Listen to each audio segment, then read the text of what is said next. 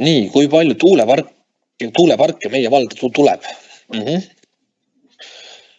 Ka hästi aktuaalne teema, eriti kui meil praegu Tootsi-Sopi tuuleparki ehitatakse. Meil neid eriplaneeringualasid või eelvalikualasid on omajagu. Ma pigem vastaks siin nagu selliselt, et minu hinnangul saavad tuulepargid tulla sinna, kus kogu kogukond neid aktsepteerib, kus nad häirivad võimalikult vähe inimesi. Ja aga siin ei tasu nagu ära unustada ka kõrvalt seda, et ta kindlasti üks asi on see tuulepargi ehitus ja selle hiljem justkui vallale sellelt laekub nagu tasu ja mida me siis jagame ka kohalikele elanikele.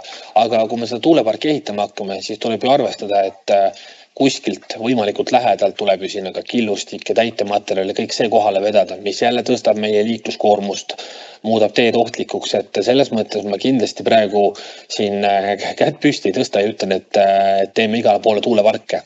Ma olen üsna skeptiline, et tegelikult Põhja-Pärnumaa vald on andnud Eesti kliimaeesmärkide täitmisele väga suure panuse Tootsi-Sopi tuulepargiga.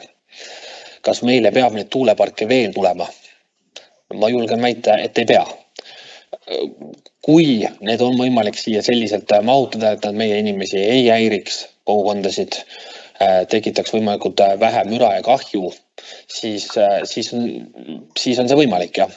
Aga nende rajamisel me kindlasti oleme juba arendajatele ka öelnud, et me kindlasti tahame juurde kogu seda plaani, kust tuleb täitematerjal, kuidas tagatakse teedel ohutus ja nii edasi.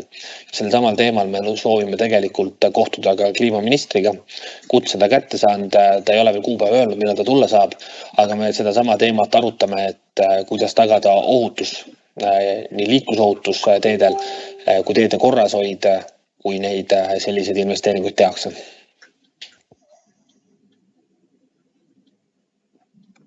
Kas Tootsi elanikud